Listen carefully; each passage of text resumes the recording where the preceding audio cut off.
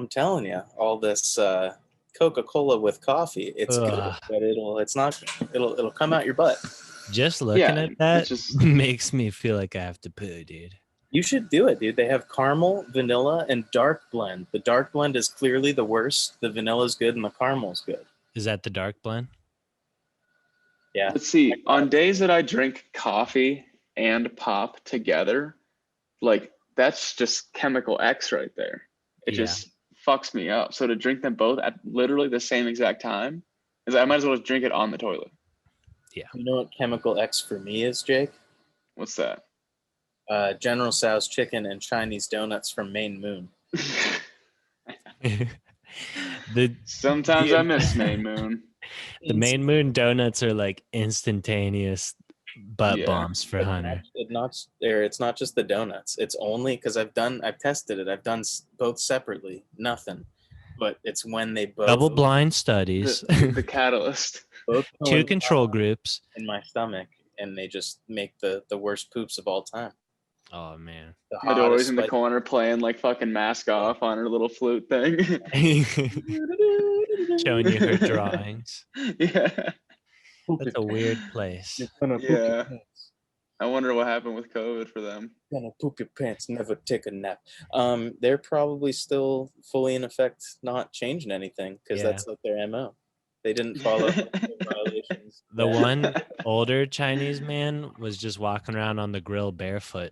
Yeah, he was walking on the stove. He's like, oh, and the wife was like, oh, hello. I'm convinced that they reuse like the plastic silverware, like the plasticware. Possibly. I tell people that story about me walking in and seeing that guy on the stove, and people don't believe me. And I'm like, I believe you. Yeah, it's just like when we went to that, what was that Mexican restaurant called? You know what I'm talking about. The one in Edinburgh with the Taco Tuesdays. Compadres? Yeah, Compadres. And the door swung open and that guy's sitting on the paint bucket just scooping salsa out of a Home Depot bucket into like these little... He wasn't using his hands, but he was okay. He was scooping bowls in, but no hairnet, no nothing. And this dude had like the most pronounced like Mexican mustache. That dude's mustache is awesome. Yeah, that's a textbook stash. But I mean, it's their culture. I can't tell them they're doing it wrong. The food's delicious, you know. Yeah, and I mean, you were probably there buying like $1 tacos, so you know, it's true. They were doing you a favor. $2 margaritas. Yeah. Been in the hut that if the kitchen is gross at an establishment, the food is probably really good. Really? I mean, debatably. I really don't care as long as the food's good. Coney Island Island lunch, yeah, that's delicious. Yeah, Maine Moon, you're right. Gross, delicious. I'm not on Sundays. It's delicious, but delicious for $3. Yeah. Either way, speaking of $3, you don't have to pay that to watch Pro Football Focus. This is free. But if you want to, you can.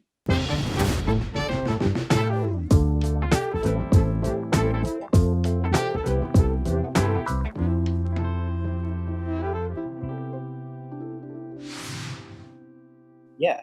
Check out our Patreon, Bro Football /Focus at patreon.web. Doing a lot of fan stuff on there. But for all you free members, this is episode 37, the Deion Sanders on the Ravens episode. Yep. Not much to talk about because it's a Pro Bowl last week. They did like some Madden Pro Bowl stuff. We have one thing that happened that's pretty... How weird is that? Which we'll get to. I mean, it's COVID-y. It's not that weird. Yeah. But I'm Hunter. With me as always is Austin, except for that one time. Except for once. And Jake, except for that one time. Maybe 2 times. Who knows? Yeah, maybe 3. Jacob 2 times we call him. But does anybody call you Jacob ever? I think my sister does sometimes, possibly. My dad does. Has Monica ever gotten mad at you and been like, Jacob? No. I don't think you've ever called me Jacob once. Yeah, no. Does she go, Lee? Yeah, she calls me Lee. Well, at least she doesn't call you Quay. Yeah, true. Yeah. Oh, man. Bull Quay Phillips. But what a guy. That's Jake's brother's name. I mean, what are we talking about here? Are we just getting into this Twitterverse right away? I think that's the only thing to do. I figured we go straight Twitterverse. There's actually some spicy news going around the league, so it's just good stuff to talk about. Is the spicy news the Lions news, or what are you talking about? I mean, there's the Lions news. There's Adam Schefter says that over 20 Chiefs players and staffers, including Patrick Mahomes, were scheduled to get a haircut with the barber who tested positive for COVID, and the Chiefs pulled the barber out mid-cut once his test results came in. So this dude's cutting hair. They get his test results back, which I don't understand how he didn't have like a negative test to even. They should have like a bubble for the Super Bowl, but they pull him out mid-cut in Tampa, Florida, where there's like no regulations of anything. Yeah, it's probably Tom Brady's personal barber who has COVID just for this week to give the Chiefs the fits. Yeah. But so Daniel Kilgore, the Chiefs center, was getting his haircut mid-haircut. He's the guy who's got the half cut. So if you scroll down just a little bit, he changed his profile pic on Twitter. That's not his real haircut. No, but I think it's some Photoshop. But yeah, it's pretty funny. But that's his official Twitter. And so those guys, I guess they all got close contact. Mm-hmm. So they're not positive, but they're like, they're going to be pending like their test results or whatever. But yeah. I was going to say, I feel like if more than like 3 people, and especially if Patrick Mahomes tested positive, they have all those hotels in Tampa for like 2 extra weeks. So I imagine push it. Like they're not going to not have Patrick Mahomes play in the Super Bowl. I just think they won't say anything. And this tweet says that they were like Patrick Mahomes was scheduled to get a haircut, but he might not have even been there yet because it was just like this, like Daniel Kilgore and DeMarcus Robinson got theirs, and they're the ones that were put on the reserve list, but they're not saying anything about Patrick Mahomes or anything. So, well, I mean, Patrick Mahomes gets his haircut through State Farm, so yeah, Jake from State Farm. Yeah. So yeah, that's true. That's a good inside source there, Jake. Hey, so I report what I see. Do you guys think that this could be some Tom Brady messing around? Yeah. Yeah, it's 100%. I mean, there's a chance. If he wins, there will be an asterisk next to this Super Bowl, as well as most of his other ones. But he is the GOAT, so. Yeah, no, I mean, I think because I've heard he had extra time before the game. So he's just chilling by himself in his house, just preparing and watching film and getting into Super Saiyan mode. You know what's crazy is Tom Brady. I heard this on Colin Cowherd. He said Tom Brady's mansion is like 19,000 square feet or something. And Colin Cowherd's like, he made his wife and his children move out. They couldn't just move to the East Wing or the West Wing. He made him move out of the mansion for the week so he could just get in the That's zone. A power move. That's a power move. That's a major power move. Kicking the wife and kids. He's probably doing some like blood transfusions from like newborn babies and stuff. Just really getting all those juices ready. Stem cells, cryo chambers. Yeah. He's probably hooked up like fucking Ivan Drago. Yeah. Like he's getting ready. Acupunctures. Yeah. He's gonna be loose as a goose. He might run a 4.5 during the spiritual crystals, Ouija board. But speaking of quarterbacks, the biggest news this whole week, besides anything in the Super Bowl, is that Detroit traded Matt Stafford to the Rams for 2 first-round picks, a third-round pick, and Jared Goff. Yeah, and before you or I say anything about this, Jake, I want your takes on this. I want to know who won the trade. I want to know who lost the trade from you. Well, from what it seems like, Jared Goff is okay with the trade. That's not what I asked. Who won, Jake? Which team? I'm getting Which team, Jake? I would say the Lions won on this one because of the 2 first-round draft picks. Okay. What do you think about the quarterback play, though? I mean, I think it'll be fun to see Matt Stafford in a different team, and I think he'll do much better. But I don't think the Rams lost just because of Jared Goff, and they wouldn't have made it to the Super Bowl. I know that for a fact. All the teams that were up there would have beaten the Rams, guaranteed.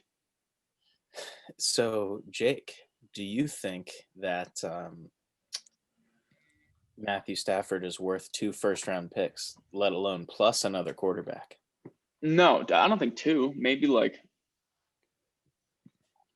if you want to do a first round, maybe like a first round and like a second, maybe like 2 seconds. Why'd they give him 2 then? I just think they don't care. No, they care. They're in win now mode. They are in win now mode. Yeah. And I mean, look, number 1 draft pick, injured. Tua, debatably not good. Jordan Love didn't step on the field like once. So it's like Justin Herbert did really good. Yeah, but but like, so they're like probably gonna be a bust anyways. And then you have all the stories of like, oh, all these superstars were not first round picks, and it's like, that's probably their mindset. So Jake, the reason why they had to include 2 first round picks is because Jared Goff's contract is atrocious. Yeah. Oh, very expensive. Basically, it was like, hey, it probably just any other team, it probably would have been like a first round pick or like even a second or a third and a player for Matt Stafford, and it probably would have gotten done. But for this, they're like, yo, we've got Jared Goff. He's mediocre at best. His contract is terrible. But we will also toss in 2 first-round picks for your 32, almost 33-year-old quarterback. Now, what Austin was getting at with like the quarterback play and the actual statistics, I do think that the numbers, they don't lie, but they tell a bit of a different story. But if you do look at the numbers, they're very similar. Very similar in production from the time Jared Goff has been in the league with Matt Stafford. But I do think that the Detroit Lions are kind of like an empty, barren wasteland of the NFL. Like nothing really goes on there.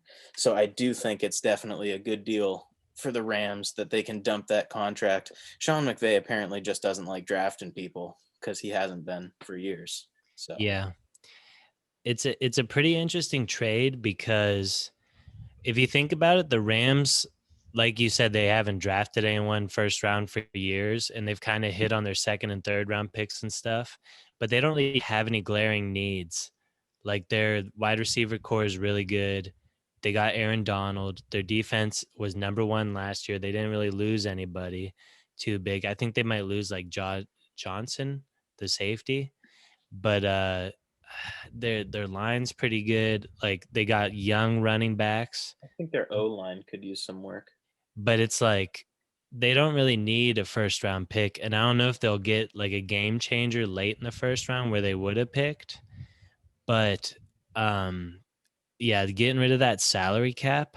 If you think about the Lions, they are rebuilding right now. They got new coach Dan Campbell. So they're like they can take on all that salary cap, and those picks are going to be way more important than their salary right now, because they're not going to be signing free agents to win. They're going to be drafting rookies on rookie contracts, and it'll work out for both teams, I think.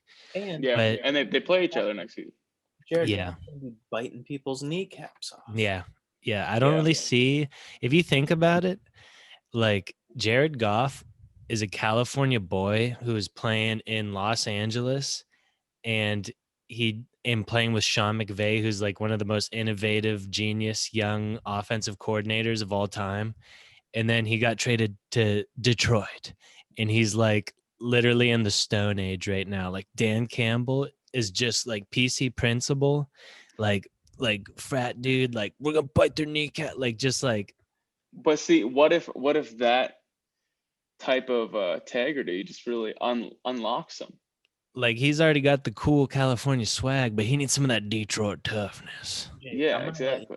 Right now, I've never played a team sport, but I'm going to tell you that kind of mentality, when you're winning, it might work. Like, oh, we're going to bite their kneecaps off, go get them. See, what I'm thinking, it's not going to, players aren't going to respond to that. Part of it is motivation, but I think he's going to have like some type of connection with bath salts. So they will literally be trying to bite people's kneecaps off. Yeah. Oh, yeah. So it might work, lions eating humans. It makes sense. Yeah, maybe. It does. They're in a win now. They're in a win now mode. And that means bath salts. That means bath salts. Well, no, the Lions are not in a win mode. We just they're in a literally win anytime. Just at all, we'll take whatever we Dan get. Campbell didn't say he wants to win. He just wants to let you know that he's going to bite your kneecap off. You're going to knock him down. He's going to bite your other kneecap off. And then he's going to take a shin with him. And he's a scrappy guy is what he's trying to say. It's going to be a scrappy. It was kind of funny that he really wanted you to know. He's like, when you knock us down, not if, when you knock us down and you're kicking our ass, we're going to get right back up and bite you on the way up. And then when you keep on kicking our ass, we're going to bite the other kneecap. And they're like, I'm confused here. We're going to bite your dicks off. And after we haven't won a single game, we've been getting our asses handed to us. We're gonna keep on biting you. Like, okay. But I respect it. That's the kind of culture change. They're going for like a Mike Vrabel culture change, I feel like, to toughen up the team. Yeah. But that Jared Goff quote isn't real, is it? No, this is real, dude. No, it's not. This has been known for a while, and don't pay attention to the upper right-hand corner. This is a real quote. I swear, dude. It was leaked. Like, this is old news, though. Not to pay attention to it. This is old news, dude. Jared Goff was basically in a text group chat, and he was saying that he would pipe down Sean McVay's girlfriend, his spicy girlfriend. She's an attractive lady. And a lot of people theorized this is where the rift began. It was somewhere around the Super Bowl. Jared Goff scored 3 points in the Super Bowl against the Patriots, and they lost. And he's talking about piping Sean McVay's girlfriend, trouble in paradise. Try to pipe freaking Motor City Dan's girlfriend, dude. See what happens. He'll bite your goddamn knees off. All right. So overall, do you guys think it's funny? Well, first of all, do you think that Matt Stafford will be more successful as a Ram than Jared Goff will as a Lion? Oh, yeah. Because I do. 100%. And looking at these Stafford rankings down here, like if he has a couple good years with the Rams, like I don't know what these touchdown and passing numbers are looking like, but like if he has a couple good years, does he come out as the best quarterback of all time besides Tom Brady? So that's what's interesting. So Tom Brady's 43. Matt Stafford's 32, but he had broken bones in his back last season he's playing through. He's been injured, dislocated shoulders, and like he's been injured his whole career with a horrible line. But now he's going to LA. They got a pretty good, they got a really good scheme, and they got way better linemen than Detroit had his whole career right now. But they're getting old. But he's only 32. He's first. This is for all quarterbacks at 32 years of age. First in completion, first in attempts, first in game-winning drives, and first in fourth quarter comebacks. Second in passing yards to Peyton Manning, third in touchdowns to Manning and Marino. So if you think about it, like he could realistically play for 10 more years like Tom Brady. So it might not be a bad trade pit with the picks, but he's got that injury history, which could be scary. You don't know how his back is. As we know from previous lists on Pro Football Focus, Matt Stafford's toughness is extremely high. Oh, yeah. Which I've seen, funny enough, the video where he's playing Cleveland and he breaks his arm and goes back in. Yeah. That's been being talked about all week. We were talking about that like 4 months ago. Yeah. Maybe even longer. I heard Pat McAfee talking about it because he saw it on some like sports show. So all I'm saying, BFF has been ahead of the game on the Matt Stafford train. Yeah. And I've always loved Stafford, dude. I've been a big fan of his since he was like a rookie in the NFL. I'm excited to see him get off the Lions. They ruined Megatron's career. They ruined Barry Sanders' career. They were on track to ruin his career, but he played so goddamn long. He's 32 now. Like, get him on a good team. They ruined Nate Burleson's career. Luckily, he salvaged it on Good Morning Football. Yeah, for sure. Yeah. And I'm glad that he gets to go to LA with his beautiful wife, and he can just enjoy, chill. He can enjoy the coast. Yeah, enjoy the COVID. For sure. Do you think it's funny that the Rams ended up trading 4 first-round picks, 3 second-round picks, and 3 third-round picks for Matt Stafford at the end of the day?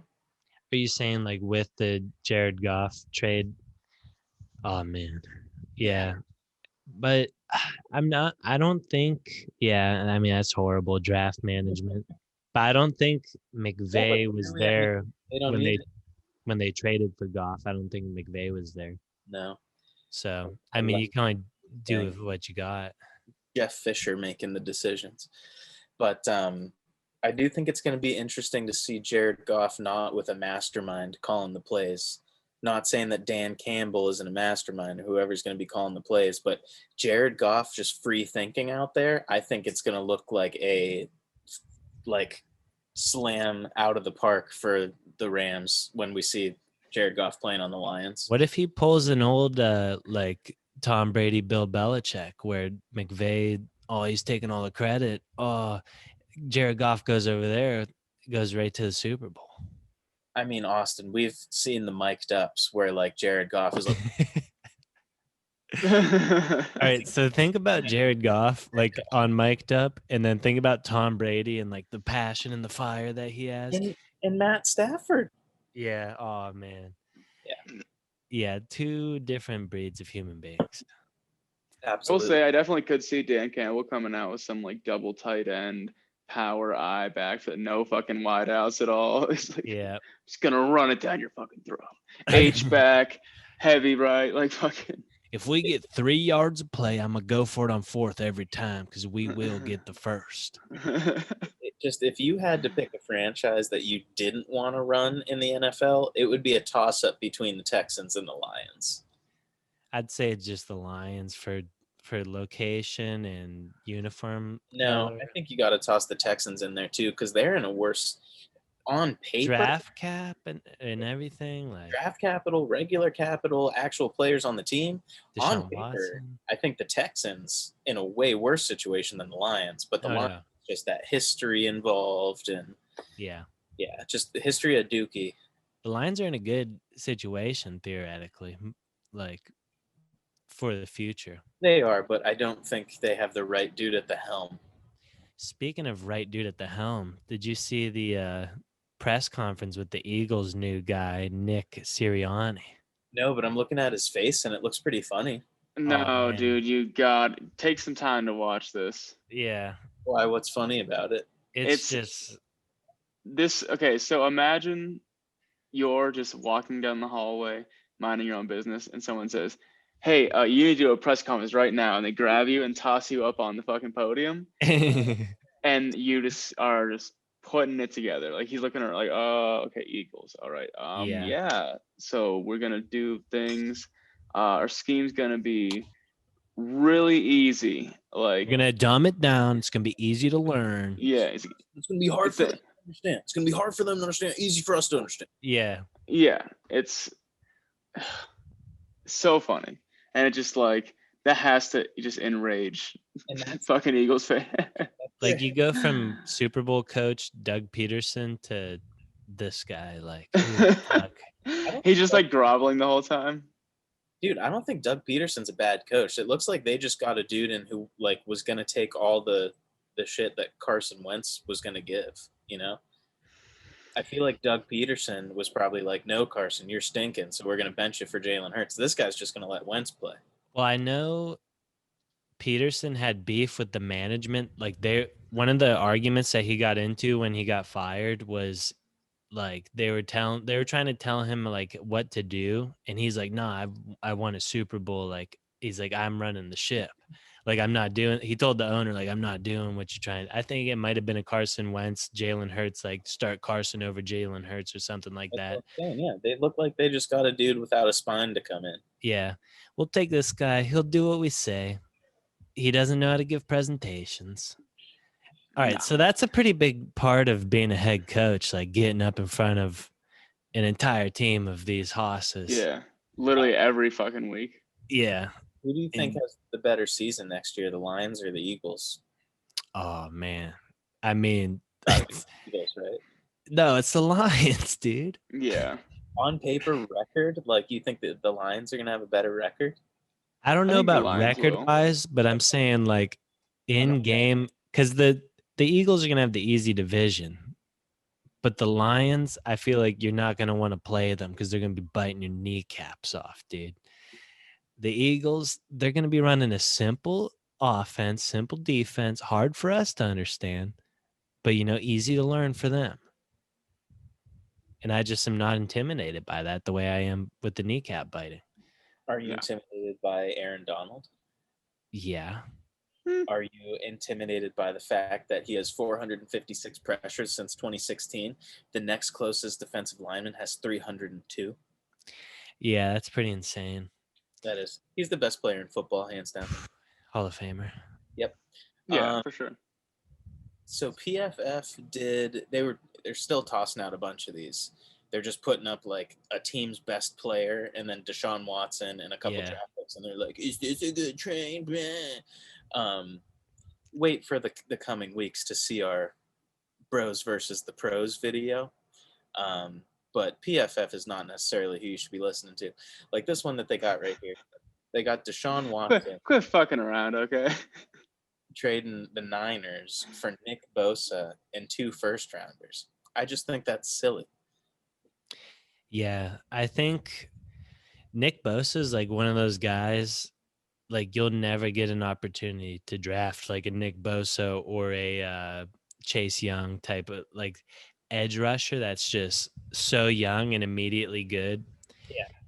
I don't remember who I heard say it, but I've heard the quote that God doesn't make a lot of like prototype body left tackles or defensive ends. So if you can find one who does their job and does it well, like you take them and you keep them. And when I watched like the divisional playoff games or the conference playoff games, whatever it is, the championship games, I noticed like the Bills had 0 pass rush, and it's like we had no chance against Patrick Mahomes, but Chris Jones and Frank Clark were destroying us. And that's why they won the game is a big reason right there, besides Travis Kelce and Tyreek Hill.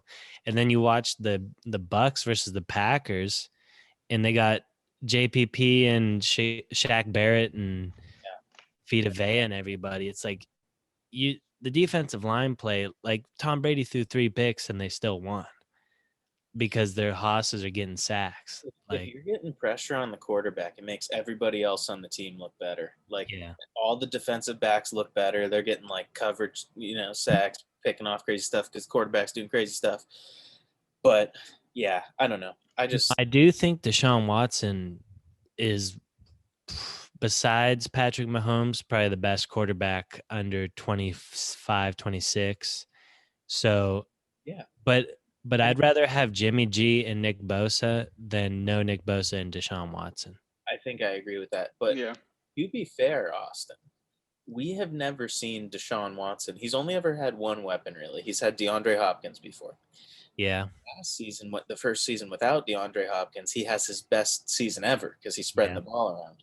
So Deshaun Watson might be better than Patrick Mahomes, but I don't think we can know that because he doesn't have those kind of weapons and never has. But the Texans, they had decent weapons. They just didn't have any superstars once they got rid of Hopkins. I'm just saying, like Kenny Stills was a beast. If you put Deshaun Watson on the Chiefs, or not Kenny Stills, Will Fuller, I think the stats at quarterback might be even better. I think if you threw him on the Chiefs, they would do the same thing they're doing right now. Either way, I think Deshaun Watson's great. And another one I saw from PFF, it was like Chase Young and 2 first-round picks. It's like, how are you gonna do that? Chase Young is like, he'll never be traded. No, you can't get rid of like a dude who is just a freak, like a one-of-a-kind guy. You can't. One that I saw them put up that was kind of reasonable was Derek Carr, Darren Waller, and like a first-round pick or something like that. I could see that, because even though Darren Waller is like probably the second or third best tight end in the NFL, I feel like a tight end, you can just get a guy, like it was weird because all the Raiders fans were super against trading Waller, which is crazy for Deshaun Watson. Yeah, I mean, I wouldn't want to trade Waller either, but for someone like Watson, like the production you lose from Waller, I think you like triple bringing Watson in. Yeah. So I don't know. I'm gonna look up PFF real quick, see if I can't see any of these other ones. But I have been hearing that the Raiders could be a possible destination for Watson. Yeah. Because I guess one of the only teams in the NFL where the coach has like 100% control no matter what is the Raiders with John Gruden, because he's on that 10-year contract. He's got like the owner in his weird haircut, like in his back pocket, like they're BFFs. Yeah. So if John Gruden really wants Deshaun Watson, he could go out and get him.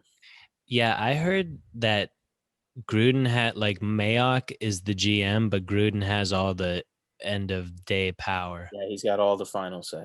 And this tweet, it's like below the Ian Rappaport one. It says Derek Carr is expected to be pursued by multiple teams via trade and could be involved in the Deshaun Watson trade. Mm-hmm. So that makes me think that Gruden's probably shopping him around right now. He's probably not happy with his play. And you have to play the Kansas City Chiefs twice a year. They were the only team to really beat them like straight up in the regular season. Mm-hmm. So if they got Deshaun Watson, they could definitely fucking beat him. Yeah. But also this tweet from Ian Rappaport says that the Saints want to bring back Jameis Winston. So that'll be interesting. So they might be out complete. Like after the Stafford thing happened, they might just bring Jameis back. And I saw Drew Brees, Hunter and I debated on this. I thought Drew Brees went up to Jameis and whispered in his ear, "It's your team now, bud," as he was crying. I'm sure he said he loves him. I think he just said something like, "Enjoy it while you're here, big fella," or something like that. No. Or it's like, that doesn't even make sense. You got a little shit on your face, man. Crab legs half off. But this Chase Young trade that they proposed, it's Watson for Chase Young and then 3 first-round picks, which I think is nuts. Like I think Chase Young is more valuable than Nick Bosa. Oh yeah. I'd say so, yeah. Because so PFF, it has Nick Bosa graded at 89.8, second ranked D end. Chase Young, his rookie year, 87.1, fifth ranked D end in his rookie year. And that dude's only going to get bigger, faster, and stronger. And he's playing on such a bad, like, think about how bad the rest of that defense was besides the defensive line. Like, he was balling out. He's everything Nick Bosa is, plus the athleticism of Jadeveon Clowney. Much faster. It's like insane. Yeah, I just think that Chase Young is going to be the best end in the NFL very quickly here. He's scary. Yeah. He's got that scary scarecrow X factor in Madden. Yeah, terrifying. A lot of Twitterverse stuff here, huh? Yeah, speaking of terrifying, this is another LaRon McClain tweet that I saw. I've been telling you guys he might have some CTE here. And it's debatable. He has come out and said that his brain hurts. Oh, yeah. No, he straight up says he has CTE. But, he's saying they throw mental health around like it's a game. Fuck Chad Wheeler and everyone covering it up. That's a guy who was on the Seahawks, had that controversy. And he says, I've been... Yeah, allegedly. But potentially just straight up. But he says he's been dealing with this issue for 4 years. And he never meant... I don't know what he says right here, and I mean never to anyone else. So he doesn't say anything, or what? Is he doesn't hurt anyone because of his brain trauma? And then he says, yes, thoughts of hurting myself, but not anyone else when I feel it is getting bad. And then what's going on here? Yeah, see, I don't know why like no NFL rep has like reached out to LeRon McClain. It is interesting. Why are we, Bro Football Focus, the only people talking about LeRon McClain and trying to get him help? Yeah. Oh, man. Yeah, I do feel bad for him. But I don't know if there's anything you can do once you have it. I mean, I feel like they should at least be like getting him medical care or something. Yeah, like therapy or do some like spine drain like Jim McMahon. Yeah, that's the only thing I've seen. Maybe some like research mushrooms, stuff like that. That would be interesting if the mushrooms could somehow cure the CTE. I think it might help. It could probably exacerbate it. I think all of our hearts go out to LeRon McClain and hope that he finds out whatever's up with him and gets the help he needs. Yeah, most definitely. It is kind of a fucked look on the NFL for real. Yeah, if you're seeing this, LeRon, BFF is with you. Yeah, most definitely. If you'd like to come on sometime and talk about Hunter's hand is going to be out of the frame, but he just held his fist up and there we go. Yeah. Yeah, we'd love to have him on to talk about his endeavors and what's going on with this situation. Yeah. But no one else's to Steve Palazzolo, who is a person at Pro Football Focus who I like, but I don't necessarily think that you should take everything he says as fact, because he is a pro, and the narrative we're trying to push is that you should listen to the bros, not the pros. This is a pretty bro take by him, though. He says pretty crazy that Tom Brady is playing in the Super Bowl in the same year Peyton Manning is being inducted in the Hall of Fame. Brady has played in 4 Super Bowls since Peyton has retired. So, that's pretty nuts, dude. And then, like, it just made me, like, I saw this video pop up on my YouTube. It was Shannon and Skip debating like 2 or 3 years ago. I think it was 3 years ago. And Shannon was like talking about how Tom Brady's too old and he gets scared when people are like coming to pressure him and like he just can't take hits anymore. And Skip Bayless was like, "Oh, you're going to eat your words." Like he's talking about Tom Brady just keep going on and on and on. And it's like, it's just pretty crazy to think about. Like people have been talking, and then Skip Bayless pulled out a Ryan Clark, like a little snippet of what he said in 2013. And it was the exact same thing Shannon was saying. Like, it was like, oh, he can't stand in the pocket and take hits anymore. So people have been like doubting Tom Brady since like 2013, saying he's getting too old.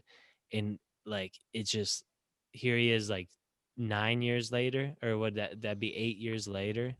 And he's playing in the Super Bowl again. Like, it's fucking crazy, dude. 4 times since Peyton Manning retired. Peyton Manning, when he retired, like he literally couldn't throw the ball more than 10 yards, just like Drew Brees. And it's like Tom Brady's still slinging that thing. Yeah. And then this guy says it's even crazier that the backup for Michigan in NCAA 1998 is the starting quarterback for Tampa Bay in Madden 21. Yeah, this is my favorite one.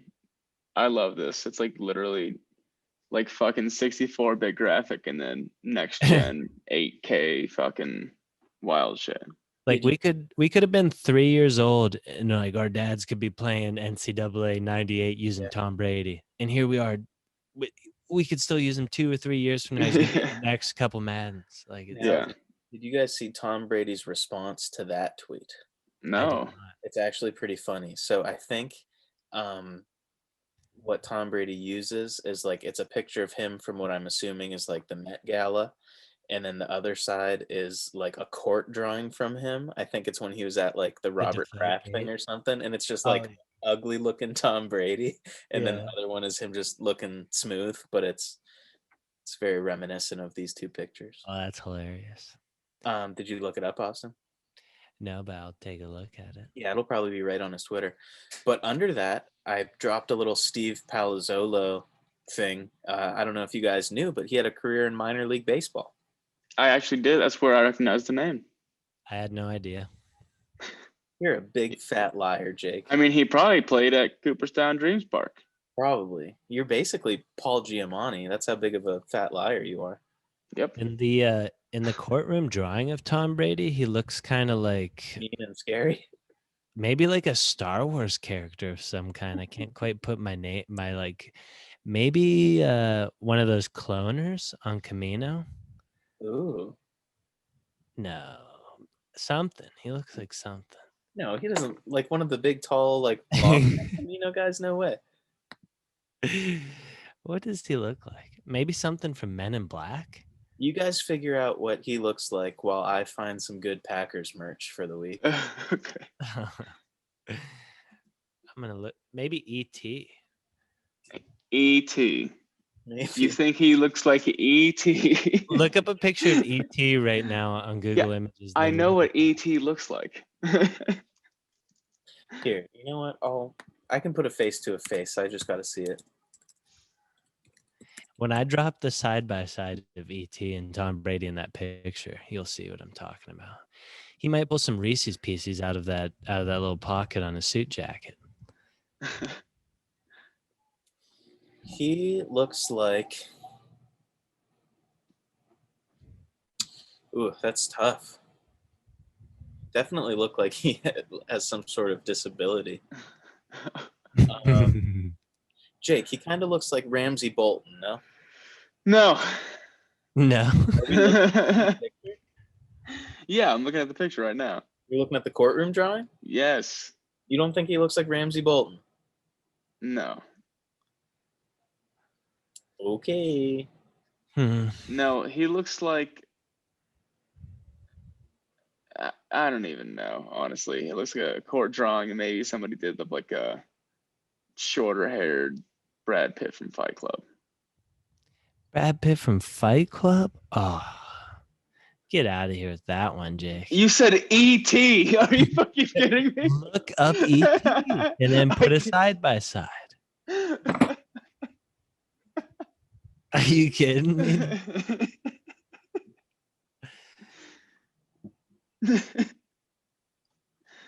Oh, you fucking goddamn. Find any sweet merch there, H-Dog? Heck yeah.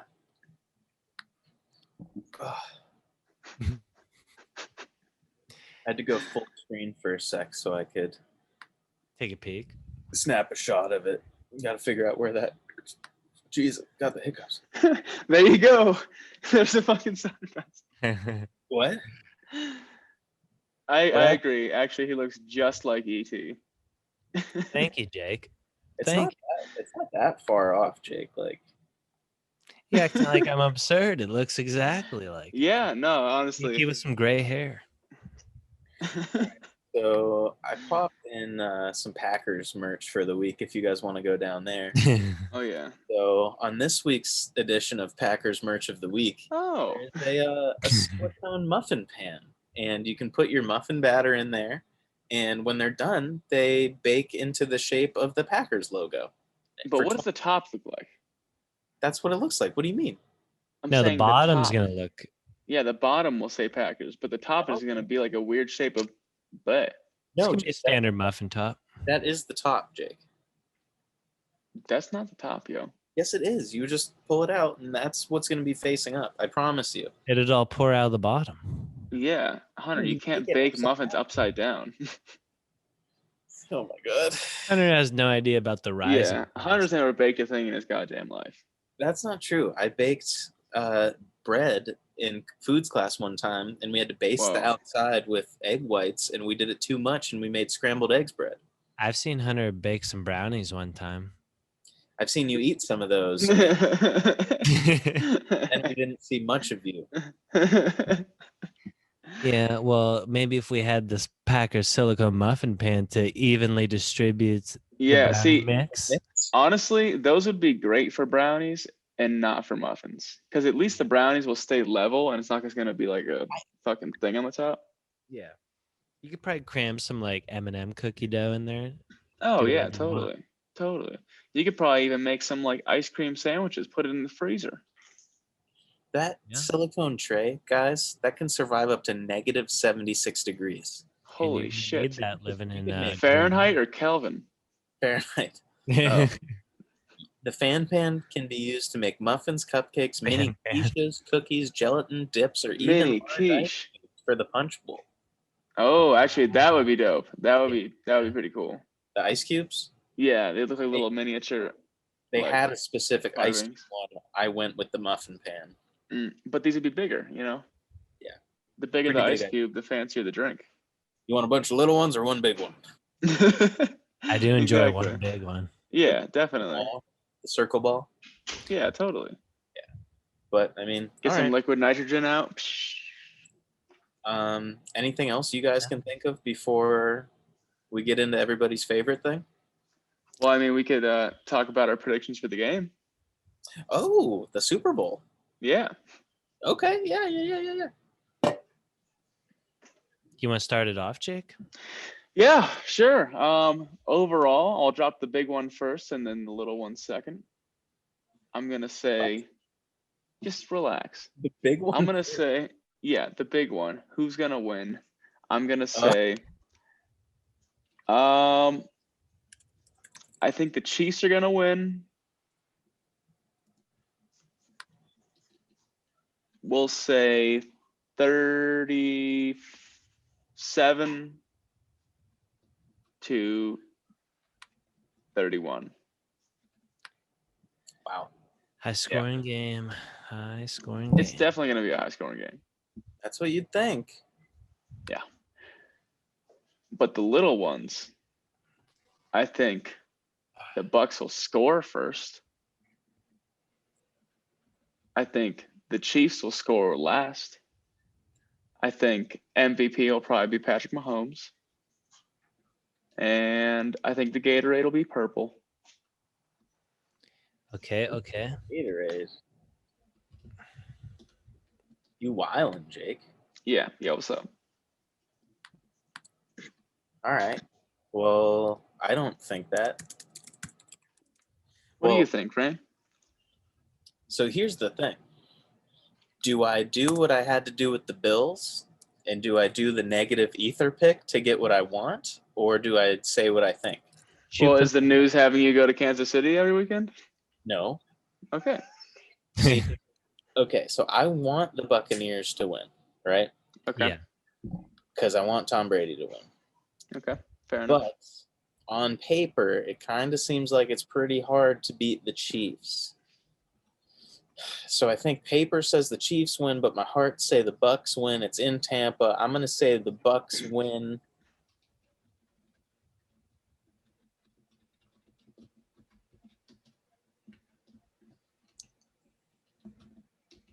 $38-34. Wow. Thanks for being the scribe, Austin.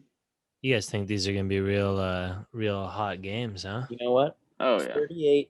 38-36. It's gonna come up. Be a nut cruncher.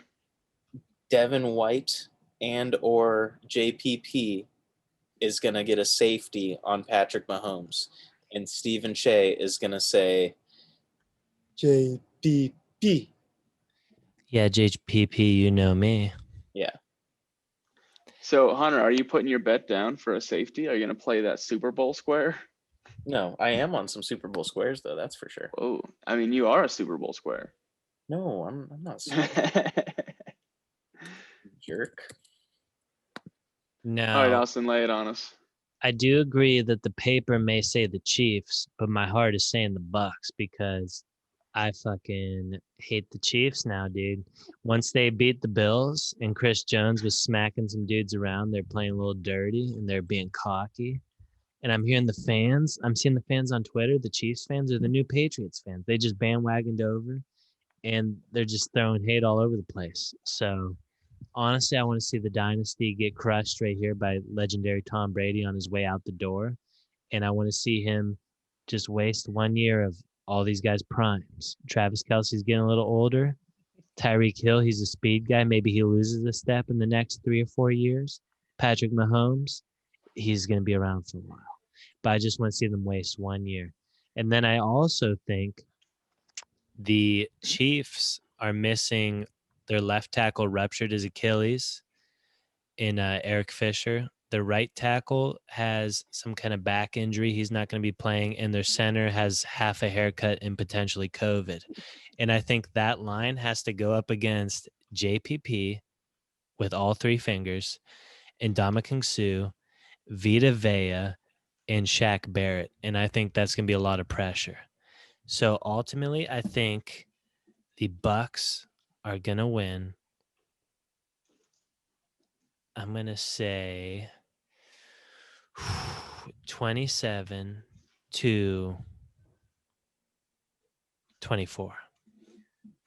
Wow, low scoring game.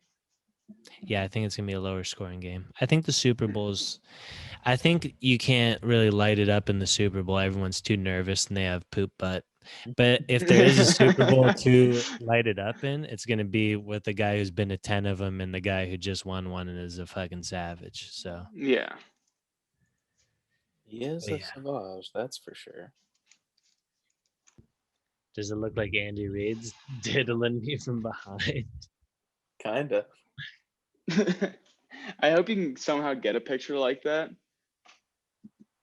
What do you mean? Just in real life of him like just behind you, like one of those things you put your head through and it looks like you're really there. Oh, that would be cool.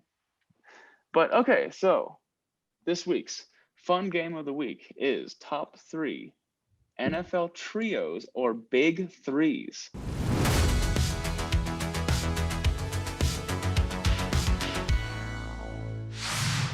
Offense or defense? This is an Austin idea. So we're going to go. Looks like the order will be Hunter, then me, then Austin. I get to go first. Okay. So first, I think this trio might be number 1 in a lot of people's future lists, depending on if they keep doing what they're doing. But my first big 3 of all time is Mahomes, Hill, and Kelsey. Because just what all they do, they each of them would be the best player on any football team. The fact that they're all on the same team, ridiculous. Yeah. I could agree with that. But that is not my number 3. Is it your number 1? No. My number 3 is a classic trio to where they were even a part of a group with their own name. And this is Richard Sherman, Earl Thomas, and Cam Chancellor, the Legion of Boom. The LOB. Yeah. To have your own separate mini team inside your amazing team, you got to be pretty fucking good.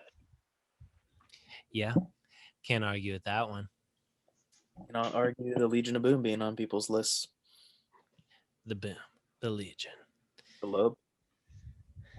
So, number 3 on my list, I'm going to go also with a defensive pick. And I'm going to go with the Ravens combination of Ray Lewis, arguably the greatest linebacker of all time, Ed Reed, the greatest ball hawk of all time, greatest pick returner of all time. If someone's career wasn't cut short by murder. And also T Sizzle, pretty good sack artist, Hall of Famer. So Doomerville? Ray T Sizzle. Yeah, T Sizzle. Oh, I thought you said E Sizzle. I'm like, who are you talking about? No, T Terrell Suggs, T Sizz. I thought you were talking about Terrence Pot Roast Knighton for a second there. No. All right, my turn? Yes. Okay. So I don't think you can do a triplets list without paying homage or homage, for all the fancy people out there, to the original triplets, because without these guys, we wouldn't even have the term. So for my number 2, we have Aikman. I don't know how to spell Aikman, maybe like that. Aikman, a personal friend of mine, Bruce Irvin, who I've met and talked about Blake Bortles and Leonard Fournette with. You mean Michael Irvin? Michael Irvin, what did I say? Bruce Irvin. Yeah, Bruce Irvin is not on my list. He is the guy on the meme where it's supposed to be like rappers who aren't them, and he looks like Future a little bit, but he's called Past. It's very Michael Irvin was the cocaine cowboy of his day. Yeah, I was gonna say Mike Irvin was, threatening to slit people's throats in the locker room. Emmitt Smith was being a good running back, but a dumb person, and Troy Aikman was just watching it all happen, throwing him balls. Yeah, that's my number 2. All right, so my number two is partially somewhat of a goof, but they're just this trio is always together. When you talk about football, especially from the 2000s to now, you cannot not talk about the trio of Tom Brady, Bill Belichick, and the Lombardi Trophy. Those three have just been. Why wouldn't you put in each other's grasp? Hey, he's up there. He's helped it, but those two have always been there, and you can't not talk about just how those three things were always in the loop together. The 6 Lombardi trophies. I would have preferred a Tom Brady, Randy Moss, and whoever the fuck their running back was that year, just some random guy, or Wes Welker. Randy Moss, Wes Welker, pretty potent, but I respect it. Thanks, Austin. So coming in at number 2 on my list, I wanted to go with the triplets, but Hunter took them. I'm going to switch it up here last second, and I'm going to go ahead and do the greatest show on turf. Because I feel like when you talk about trios, you gotta include Kurt Warner. Are you going Torrey or the other guy? Well, you could. I think you go with Isaac Bruce instead of Torrey. Tory Holt. Torrey Holt. You go with. I don't know players tonight. And then you go with Marshall Faulk, who had 26 touchdowns in the year 2000. So they were quite the good trio there for 2-3 years. 99, 2001. Shout out to my uncle, big football dude. I once got a signed Marshall Faulk card in a certain Madden. I also have that. I traded it to him for tickets to Cedar Point. Oh, sweet. So yeah, shout out to him. That's a good trade. Check him out on YouTube.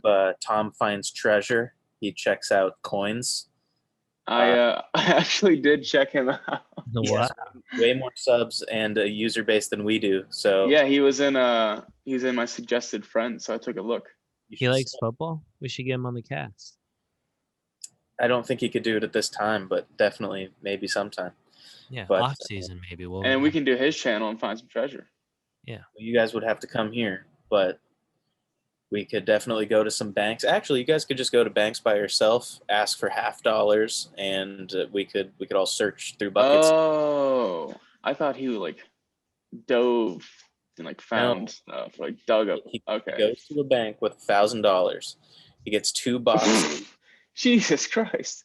Well, I mean, he's just exchanging it. He's not losing any money or anything. Oh, okay. Goes to the bank with $1,000, gets 2 500 boxes of $50. Okay. Goes through each of them, because I don't know what the years are, but basically if a $50 was made between this year and this year, it has a higher silver content. So it's worth more than 50 cents. It's worth way more than 50 cents. So he goes through, tries to find all the ones with more silver content, gives the box back, just made free money. Interesting. That's like the scheme he has there. That's like prehistoric Bitcoin right there. Mm-hmm. Yeah. Before Bitcoins and Dogecoins and all these coins, there was fucking cream coins and $50. Can of corn. Check them out. I know a big coin channel on YouTube called Coin Pusher. Apparently coins are a big thing, but there's this channel called Coin Pusher where it's just one of those Chuck E. Cheese things where you put a quarter in and it pushes stuff. I guess they shouted him out and he got a bunch of new subs from it. So sick. Good for him. Maybe they could shout I didn't think you could actually win those things. Oh yeah, you can.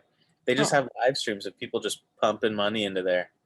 Damn. Yeah, good dude. Coin YouTube is big. You should check it out. CoinTube. Yeah, CoinTube. But my numero uno, Jake, I kind of had to pretend a little bit like your number 3 wasn't my number 1. But my number 1, without question, you're talking about the only reason you might not be able to add them on a triplets list is because I think you have to put Bobby Wagner in there as well. He's part of the Legion of Boom. But 3 dudes who were just doing it together, and you're right, Jake, they had like their own special name, the Legion of Boom. You just fear when you're coming in to play these guys. You're going to get picked off by Richard or Earl, or Cam Chancellor's just going to hit you so hard that you're not going to remember you're a football player. So good. Yeah. Very entertaining football. They were the peanut butter to each other's jelly. And for several years, they just kind of really fucked everyone up. Gave everyone business. Yeah. And fun fact, the picture that I'm going to put in, Jake, I saw this when we were visiting Malik in Seattle, and I kind of regret not buying it because you can't find them anymore. But the picture that I just put in, they have their own set of Funko Pops. Wow. Oh, shit. Legion of Boom Funko Pops. Dang. I wish we had Funko Pops. We probably could. If we keep doing this, there will definitely be BFF Funko Pops. We can make custom ones, probably. Yeah. One of the Funko Pops can just be just a hot beef injection, like syringe, big old, like we're holding it like this. So for my number 1, I also had to pretend like your number 3 was not my number 1, because my number 1 is Patrick Mahomes, Tyreek Hill, and Travis Kelce. CJ, because you're a new wave guy. And that, I mean, totally, yeah, absolutely. But it's as well. It's just like it doesn't make sense how fucking good they are. Like, even when you have like top DBs, it's like, well, if you aren't covering him, then he's gonna be open. If you're covering both of them, then Patrick Mahomes is gonna be fucking Patrick Mahomes. And it's like, and if you have all those 3 dudes, like if you have a spy on all of them, it's like, well, then they're just gonna get you with their regular offense. It's fucking crazy. Like, having those 3 dudes is just like, it's insane. The craziest thing about the Chiefs is that their like 3rd string wide receiver could be like half of the league's first wide receiver. Yeah, they're insane. Yeah. But that's why they're in the Super Bowls. Yeah, it's really disappointing because I also am going to go with the Chiefs for the number 1. Wow.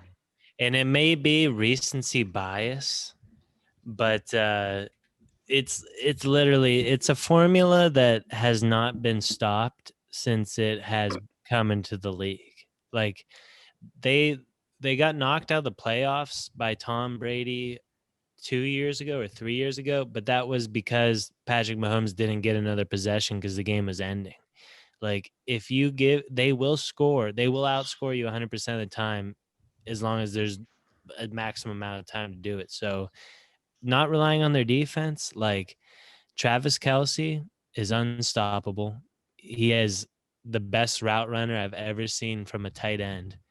And he's just so quick and fast, like, and huge. A linebacker can't cover him. A safety can't cover him. The only team that could potentially stop that offense is maybe the Legion of Boom. Like, you would need, and then even then, last year, Tyreek Hill played against Richard Sherman in the Super Bowl. Oh no, maybe it wasn't Tyreek Hill. It was either Tyreek or Sammy Watkins had like a huge touchdown. Richard Sherman. It was old Richard, but young Earl Thomas maybe would have stopped that. But it's like, I don't really see any team being able to stop this trio of people. Like, Patty Mahomes is the Michael Jordan of football. Tyreek Hill is the fastest receiver I've ever seen, taking the top off. You can't double cover them both. You can't double cover Tyreek and Travis Kelce. And it's just, I've never seen anything like it. Yeah, they're pretty insane. They're pretty fucking insane. But that's why I'm excited for Sunday. And I won't be flying all around, bopping east and west to go to a convention. I can just sit in my home and eat some foods, watch the game. Yeah, I actually worked out a sick deal at work. My days off are now Sundays and Mondays, so I'm going to get to watch it. Nice. I think I might go over to Casey and Matt's new place to check it out. Have you been there yet? No. I like it. They live together. Yeah. But yeah, fun game. That was a really good idea. Yeah, good game. Oh, Jesus. Oh, easy. I was stretching up. My belly was sticking out. Neko just came over and just gave me a little lick on the belly. This didn't feel good. It scared me. No regard for safety. Yeah, no, and he's outside, so he's cold. All right. Well, I mean, is that it, fellas? Yeah, I mean, until after the Super Bowl, it's crazy. The season's over after Sunday. Yeah, it goes by quick. Very, very, very quick. Goes by quick. But I guess that's it from us here at Bro Football Focus. Find us on YouTube where you found us. Find us on Instagram at Bro Football Focus, and Twitter if you want with Bro Football Focus with 1L. But I guess we'll see you next time on episode 37, the Steve Gleason episode.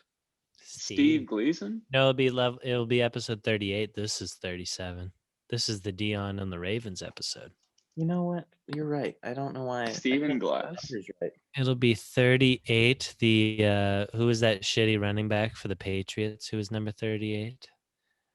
Brandon Bolden. Oh, 38's a weird NFL number. Is L'Jarius Sneed 38? Tramon Williams? Ooh. Is he? So we'll see you next week on the Tramon Williams episode. Nice. Yeah. See ya. Ooh, L'Jarius Sneed is 38. All right. The L'Jarius Sneed episode.